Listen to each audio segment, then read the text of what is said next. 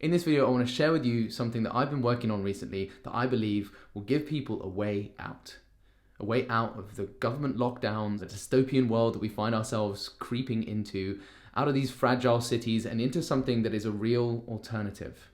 Something that is in symbiosis with its surroundings and more suited to our human nature and has a culture for doing things differently. I believe there's an opportunity now to find the others, build real community, and to explore the things that matter to you. Next year doesn't have to be like the last one. The way in which we live and work is transforming into something epic, and I want to take you there. I want to take you there with a story.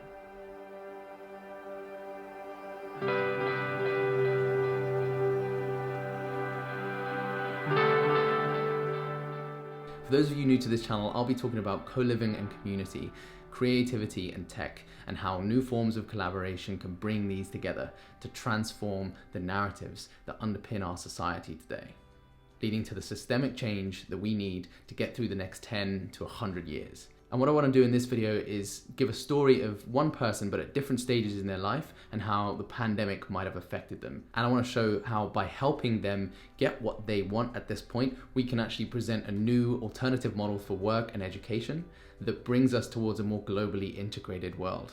Now, I'm presenting this as one person at different stages in their life experiencing the pandemic, so you'd almost have to imagine this as being two alternative realities where one is born a little bit later. But essentially, I'm just giving the perspective of a design student and a professional designer who is working in a company when the pandemic hits. So the student, he's worked hard to get into a good design school. The course is pretty good. He's met a lot of friends who are in similar creative fields, so he's been able to explore his interest and how he could apply his creativity into different forms. He's really enjoying it. He's about to go into his third year, and then the pandemic hits. This was supposed to be the pinnacle point of his uni experience, and now everything has shifted online.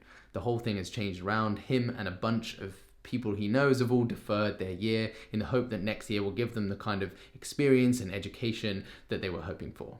Talking to some of the other people that did continue with the course, he's hearing that the online experience isn't really the same, and they're not getting the kind of supportive education that they were hoping for. So he's stuck back at his parents and trying to figure out what he wants to do with the rest of his year and the rest of his life. And he's looking into all the things that interest him, really being curious and discovering that he's finding a lot of really interesting information around the principles of design or the business element in freelancing. And he's really starting to see that there's a lot of high quality sources for him to learn what he was learning at university. But he's finding that his own environment is radically unstimulating. He's managed to get a bit of work through some online marketplaces, and he's part of some online communities, but he's starting to really miss that closeness of university and that social life that comes with it. He wants to travel and see the world, but right now it feels like everything is closing down around him and there's really not much hope for the future. So let's put a pin in this story right here and zoom forward, and at the same time a little bit back before the pandemic, and imagine him as an in-house designer working in London. So he commutes into work every day and meets up with his friends on the weekend. A lot of his friends are quite scattered around the city, so it does take quite a while to get to them, and he often has to schedule it in, which does make him miss that fluidity that was involved in uni when you would just meet up with people without having to actually think about it too much. But there's lots of pros to being in the city. There's events, there's a really good network of people, very international, but he finds himself quite unchallenged by the company he's working in. They just keep getting him to do this similar kind of things over and over, and there's no real attention to his kind of long-term development. He doesn't really get the opportunity to be creative and come up with something new. And he's really not finding that there's a lot of time outside of work to be able to explore this kind of stuff. He's been toying with going freelance for a while and been stacking up some savings and making sure that he's ready for going into independent work, and then the pandemic hits. He gets fired from his job, suddenly no commute, but he hasn't got any money.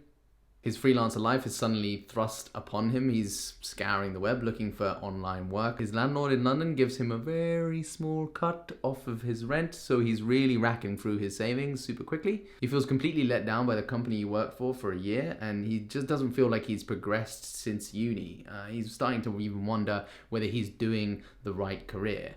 Now, he's been lucky enough to pick up some freelance work, but being a freelancer, he's really reliant on the social interaction of his friends. He's not able to really build rapport with the company that he's freelancing with, partly because they've had some social interaction in real life before and he feels quite disconnected from it all.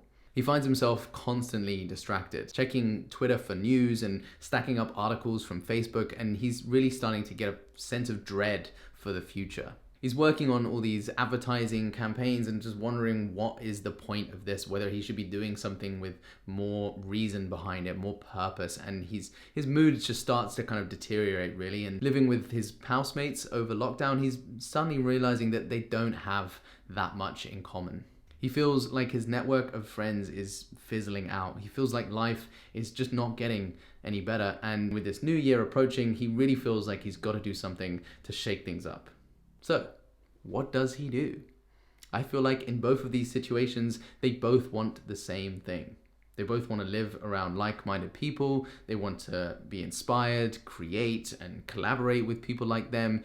They want to explore and produce things that they can be proud of, done for more than its financial return. That freedom and energy that comes with doing something that you love doing and something that you're recognized for. So what is it that I'm suggesting here? I am suggesting clustered, curated co-living. Using the power of data ownership, we can match people into highly customized houses where they can be living and working together, with the freedom to explore their interests and the tools to collaborate with the people around them, either physically in some of these clusters or within a wider network. We can even collect verified courses that will prepare them for the future ahead, bringing in frameworks that can help in guiding towards a life of freedom and purpose. Now, imagine these desolated towns in Europe being brought back to life with these communities, giving a reason for their youth to stick around and be a part of these collaborative spaces with other inspiring people. Imagine them spinning off their own little startups or services and being a part of the innovation there. I believe with this we can provide a different alternative to the traditional forms of education and bring more widespread opportunities outside of the cities to level the playing field, and at the same time bring us closer to what matters to us. There's a fundamental shift happening right now in how we are living and working. This pandemic has taken away a huge amount of value from cities. I don't think necessarily that the cities are going to be going away anytime soon, but I think that these alternatives where we can be living in nature, where we can be acting and thinking globally, but living locally with people that are similar to us, who share similar values, similar perspectives, and want similar things out of our lives, I think these are the kind of alternatives that really excite me, and partly why I'm making this video is because maybe this is something that you are interested in as well. I imagine the designer in this place finding their true fulfillment in their work, really being able to work with other people that are similar to them and just bringing back that creativity that they once lost in 9-to-5 jobs, in just freelancing for money. There is an opportunity with this right now, and there's technology that can level it up in a way that is transformative to how we do things, in building new teams, in combining networks and resources, in finding the people that we need in our lives. We didn't hesitate to pull ourselves apart when we needed to, but I don't think enough people are asking the question right now, what is the plan for putting us back together? Thanks for watching. This is something that I've been working on a lot recently and thinking about for a long while before this. So if you're interested to be involved in one of these clustered, curated, co-living communities, then I've put a link in the description where you can sign up. Otherwise, do reach out to me and please share it with anyone you think might be interested in something like this. And don't forget to subscribe, like, do all the notification button thing, like the whole shebang. Do the whole shebang. I'll see you in the next one.